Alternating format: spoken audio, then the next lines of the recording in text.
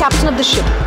তো তাদের সম্মিলিত প্রচেষ্টায় একটি সংগঠন এবং এই সংগঠনের প্রথম আয়োজন ভীষণ ভালো লাগছে এবং ভীষণ সম্মানিত বোধ করছি। BFTA অ্যাওয়ার্ডে পারফরমেন্স করছি, এটা বাংলাদেশ পরিচালক সমিতি এটা আয়োজন করেছে।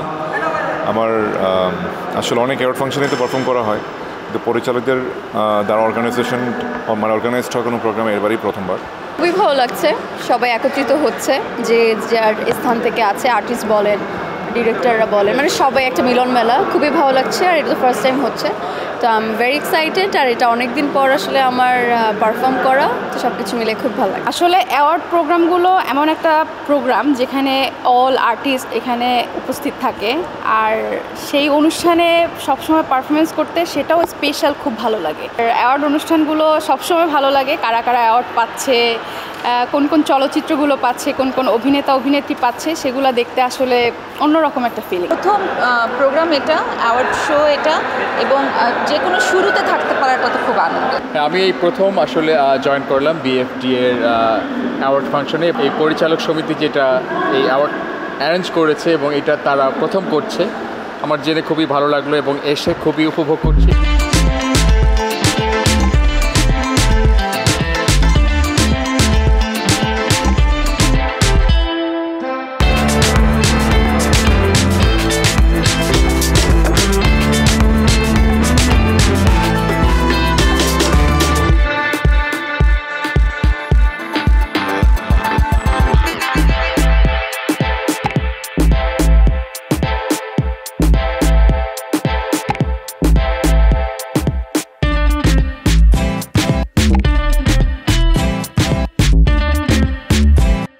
সোহেল রানা স্যারের গানগুলোর সাথে আমি পারফরমেন্স করছি এবং আমার সাথে আছে হচ্ছে শিপন মিত্র। সবগুলোই রোমান্টিক গান।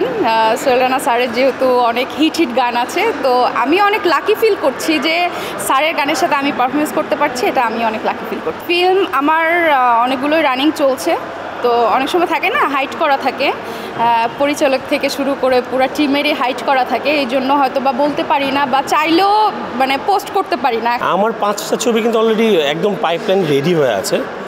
প্রডিউসার ডিরেক্টররা কেন রিলিজ দিচ্ছেন আই ডোন্ট নো, নামগুলো তো আছে, যেমন সুজুকি, নীল ফড়িং, ফেসবুক, তারপর ভালোবাসার প্রজাপতি, এরকম আরও আমার 5-6টা ছবি পাইপলাইনে আছে। আমার আগামীতে পুলসিরাত সিনেমাটা আসবে, পুলসিরাতের পর জামদানি মুক্তি পাবে, রিভেঞ্জ মুক্তি পাবে, আমার লন্ডন লাভ সিনেমা মুক্তির অপেক্ষায় রয়েছে, বিট্রে আছে মুক্তির অপেক্ষায়, আরও বেশ কিছু সিনেমা রয়েছে। তো এটাই আসলে আমার অনেক বড় পাওয়া যে আমার প্রথম সিনেমা দর্শকরা আগ্রহ সহকারে এখনও দেখছে, ভালোবাসছে, আর আমি ভীষণ পরিমাণ আসলে দর্শকের ভালোবাসা পাচ্ছে এখনও অবধি। তো আমার জন্য এটা অনেক বড় পাওয়া। প্রেম তো করছে, এখন কাকে করছে, কিভাবে করছে, এটা দেখার দায়িত্ব আপনাদের, খুঁজে বের করুন আপনারা। রাজকুমারটা একটা মা ছেলে কেন্দ্রিক সিনেমা, এটার গল্পটাই কিন্তু কোনো প্রেমের গল্প না, রাজকুমারটা একটা মা আর ছেলের গল্প। তো সেখানে আমার মনে হয়েছে যে এটা করলে এই ক্যারেক্টারটা আমাকে একটা মাইলেজ দিবে, সো আমি করেছি।